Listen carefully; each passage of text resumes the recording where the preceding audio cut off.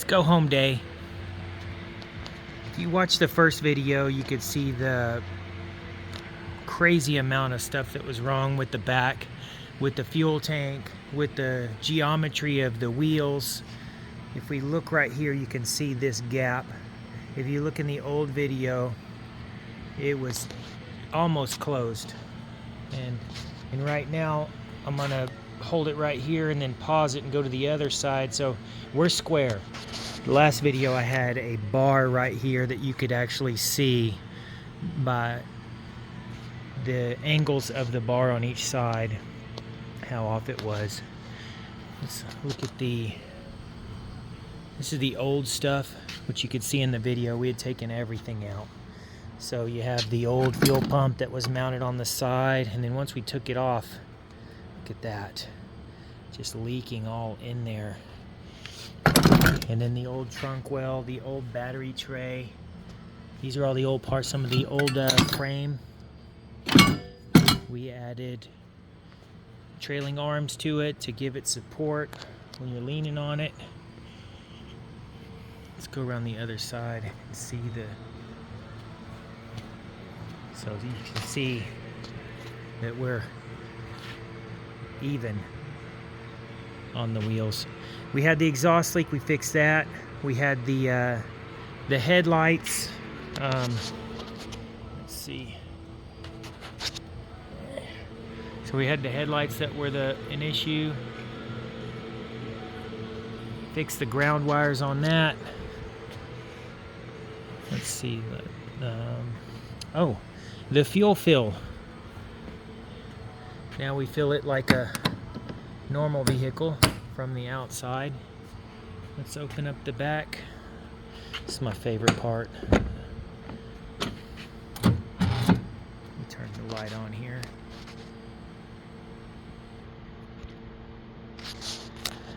So we can see right off the bat, we have the aluminum tank, and it is secured to the frame.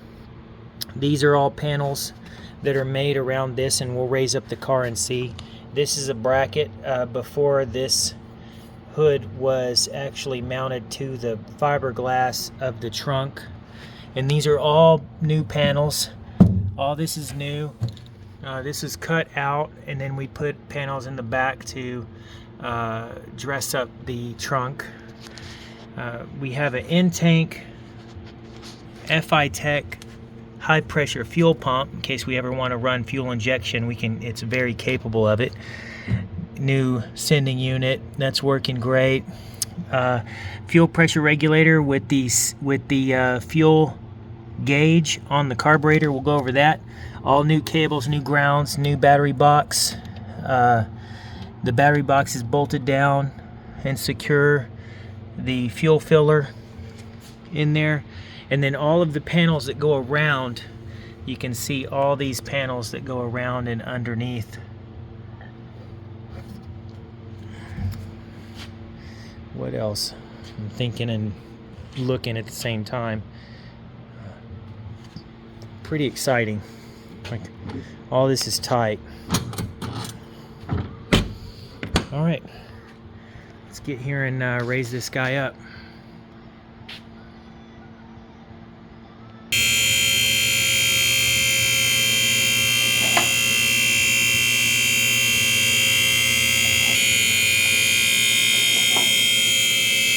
I love this car.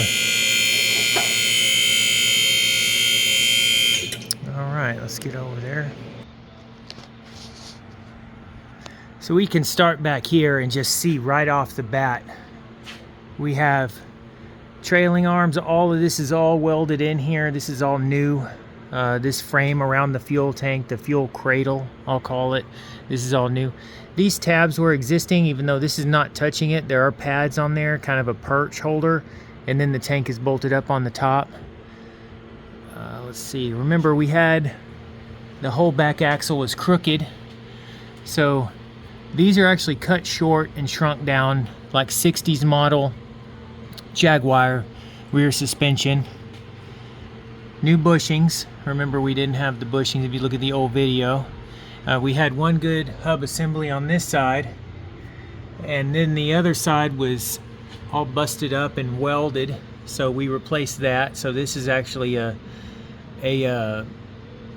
perfect condition used one. And then we cut this tube, straightened it out, added the brackets here for the trailing arms. So now whenever you load up the rear end, you're racing or whatever you're doing, it's going to handle all that torque. Here's your fuel tank. We have a vent up there that's plugged. We didn't need it. And on this side we have actually a fuel drain plug here if you ever need to drain it. So that's really nice. I like to, when I go back on things, I like to make them mechanic friendly. So I always love having a fuel drain, especially on a car that's not a daily driver. I remember we had the frame busted at the top, and then after I pulled down the rear end, I saw we had a brake pad issue, which we corrected that and put the pins back in. It didn't have the pins. Let's see if we can't get up there and see. So that's all welded all together. Hopefully it's looking right in the video. I can't really tell, but remember this mount was totally separated from the frame, which changed the whole geometry of the back too. Whenever you were driving it, the whole rear end would just sloppy loose right here, just pivoting on this one little bracket. The only thing that was holding this when it came in was this bracket, the drive shaft, and this bracket, the drive shaft, oh, and the struts. That's all it had holding it, which is crazy squirrel. So let's go around and see if I can't get to the... Yeah, so we can see up there our all of our brake linings are in good shape. Focus. No, I don't know if it's going to focus. Let me try to clean this thing. Maybe that's better. So, right, so we have a lot of lining, and then the pads I had to put new pins. They didn't have pins, they were just floating in there, locked onto the caliper. So our parking brake's working. All the joints are good. Of course, I've already taken this out and given it a good spanking. So, and my reason for that is if I can't break it, the owner's not going to break it. So under here we can see where we cut all this out, and then this is actually a painted steel plate, a 3/8 plate that the battery is supported on. You can see those are the mounts, those are the bolt holes for the battery that go through the fiberglass and the plate to hold it on there. So pretty excited about it. We did have on this car, there was really no place to mount a sway bar that didn't interfere with the clearance of the frame.